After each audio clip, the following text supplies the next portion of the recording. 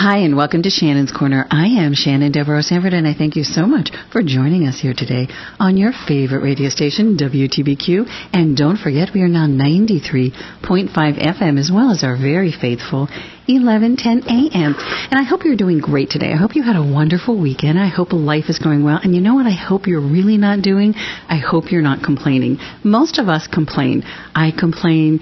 Most of us complain. I get together with a lot of women friends and complain, but I've heard that it's not really good for us. That, that we're kind of pushing the good stuff away. And in a spiritual way, we all hear that and we all listen to that. I'm not sure it stops us, but my guest today is going to give us some really, really good reasons to not complain. Because I think what he is writing about, I know what he is writing about in his new book, 3 Simple Steps, A Map to Success in Business and Life, is about that it's more than just spiritually taking away our good stuff. It really does take away our good stuff in a more scientific way, and what we can do about it and why it is so bad for our life. And I want to welcome Trevor Blake to Shannon's Corner. Hi, Trevor. How are you today? Hi, Shannon. I'm fine, thanks. And thanks for inviting me. Oh, thank you so much for joining us today. As I just said, most of us complain. It is something that we do. I have a tendency to think that women probably complain more than men do, although I'm not sure about that. But it is something that I think many people think that reunites us somehow or somehow bonds us together. And, we can just get all this stuff off our chest and just let go and tell everybody all what's wrong with ourselves and what's wrong with business and what's wrong with where we work. But you have really researched this out and spent a lot of time, and you, I must say to the audience, are a serial entrepreneur, which means you have made a lot of money being an entrepreneur in your own businesses. So you understand business.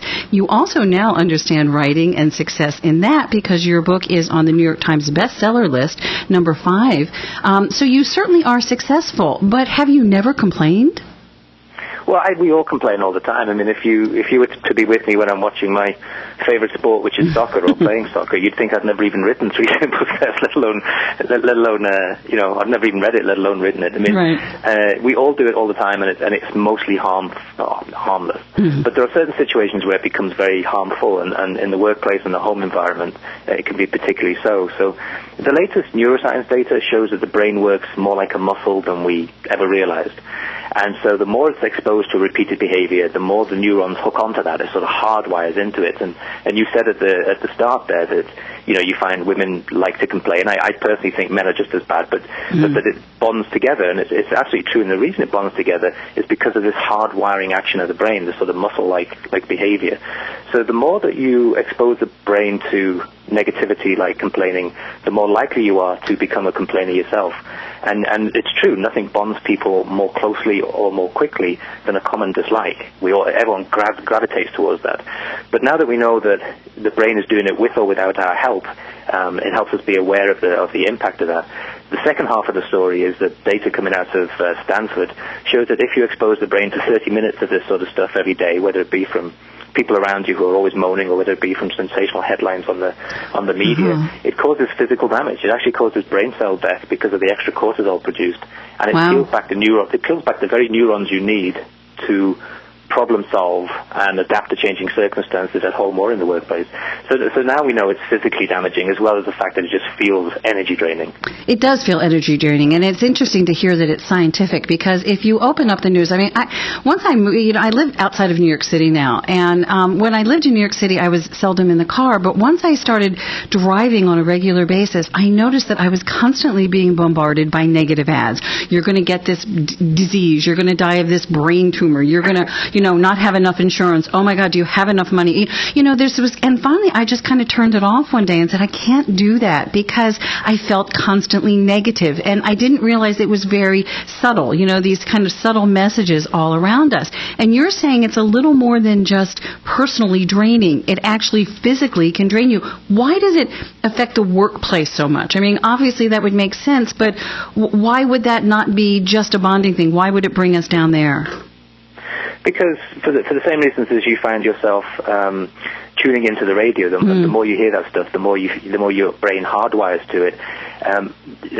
The negativity causes a reaction in our body which is equivalent to fear, and fear paralyzes. And that's not what you want when you're in an environment where the art is to survive long enough to hit a home run. I mean, I've had several businesses of my own, as you mentioned, and every day it's constantly changing. I mean, I was lucky enough to work with some good mentors in my life, and they always said to me, two things. One is that the secret to success in business is to survive long enough to hit a home run, and they're absolutely right, because there will always be a good day in your business or in your industry, but you have to survive long enough to get there. And the other thing is that you don't know what business you're in till you get in the business, and what they were telling me was that it's never as you predict. Every day something changes. There's a crisis everywhere you go.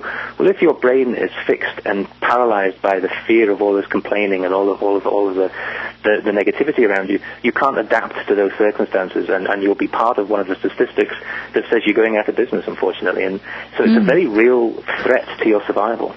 So it sounds like to me when I hear you talk that if you're positive and you have a really crisis-ridden day, that you positively go at it like, okay, well, let's see what's wrong and let's go fix it, as opposed to, oh my God, I got to hide. There's something really wrong here. Oh my God, it's always me. There's always something wrong. This sort of thing. Why does it always happen to me? And we just build our hole a little deeper, right? Is it just that sort of thing in our own mind that just constantly builds us down? And if we do it around other people, especially if you're the owner of the business, obviously it's going to filter down. But is it hard for somebody to pull us out of that? And is it hard for ourselves to pull us out of that? No, and that's why the title of the book is 3 Simple Steps, because all of the things you need to do are really simple to change that complete outcome. And one of the key things to understand is that if you feel yourself locked in that fear or locked in that negativity, you have to break that connection. The neurons are looking for, your brain's looking for a connection, so you have to break that connection. So it can be as simple as excusing yourself and going to the bathroom for 5 minutes, or go and take some fresh air for 5 minutes. You break that connection, you come back, you're a completely different person. It's a little more than, you see, 3 Simple Steps is categorized as a self-help book, but I'm actually not a big fan of the self-help movement, because they talk about this positive thinking, which I think is an illusion, because our thoughts are instantaneous. So we see something on TV, or we hear somebody say something unkind about us in the workplace or the schoolyard or home or whatever it may be. Our thought is absolutely instantaneous, it's negative, and it's paralyzing, and you can't stop that. But what you can control is how you then react to it. So once you're aware that you've heard something, you've reacted that way, then you must think of a better reaction, and that's really the secret to getting out of that paralysis. And so, for instance, if you go into work and you're feeling fantastic, and the first person you meet says, "Oh, you look tired," if you don't respond to that, half an hour later you're going to say to yourself, "Oh, I do feel tired today," right? Because your brain has hooked into that. So you can choose a different reaction. Your immediate thought is to picture yourself looking tired, the bags under your eyes, grey skin, and all the rest of it. But your reaction could be, "You know what? I could use more energy today." And just taking that simple change makes a huge difference. And when we cover this in 3 Simple Steps, in step 1 in particular, because it's so important. If you want to take control of your life, it's so important to not become a slave to other people's opinions and fashions and criticisms. You've got to become an individual again. And that's why we talk about this.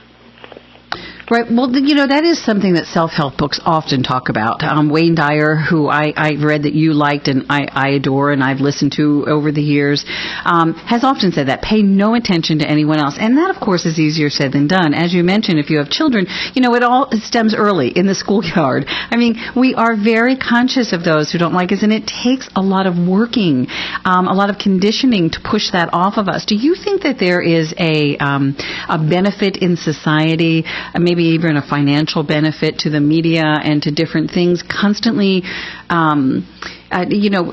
preying on our fear and working on this negativity? I mean, in journalism, it says if it bleeds, it leads, meaning that, the worst it is, yay, that's a great day. We got some real bloody things to throw out there. I mean, it's true. I mean, this is exactly what they teach you. So, it's like, wow, get that adrenaline going. We had a crisis today. So, I mean, we get very revved up for this stuff, and we are so plugged in now that anything that bad happens, everybody's standing around. So, so do you think that there's some follow the dollar sort of thing here in our society? Well, yeah, and I think it's just a natural way to part of the society we live in. I mean, who can turn their eyes away from a forest fire on TV or a car crash or a car chase? I mean, it's very, very hard. But if you're aware of the fact that this is paralyzing you, and because self-awareness is really the first key thing to get, that this stuff is damaging my brain, and I need to do something about it. It's turning my brain to mush. And so being aware is really important, because then if you're aware, you might tear your eyes away a little bit, or you might not take it quite so seriously, or take it on board even. And this separation thing is that it's something that I learned when I was a teenager, because I found myself in a part of the country where my accent was identified as foreign, and I grew up poor, so my shabby clothes and the fact that I had 2 odd colour shoes on my feet, made me a target for bullies. And so the one place I knew my tormentors couldn't go or wouldn't go was the public library. So I used to actually separate myself from all of that negativity without realizing I was doing something good for myself by hiding out in the library.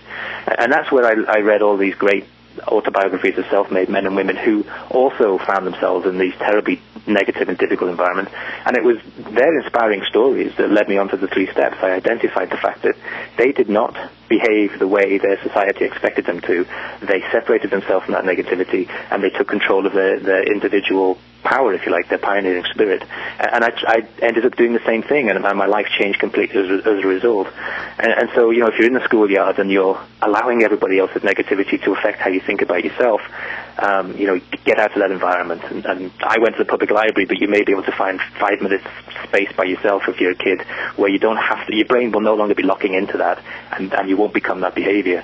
And it's the same with TV. The thing is to be selective. Yeah. So what you can watch TV, but be selective, So what you're saying is there's a way out of this, and actually there's a benefit by leaving it to gain other things, and we're going to learn about that. We have to take a quick break. When we come back, now that we understand that negativity is really bad for us in so many ways, and certainly in a business world, we're going to hear from Trevor Blake how we can change our thinking and how we can kind of step aside from that, as he's just been telling us, and how we can move on and actually gain the gifts there that are in this for us. We are going to take a break, as I said, and we'll be back here on WTBQ in just a few with Trevor Blake and his new book, 3 Simple Steps.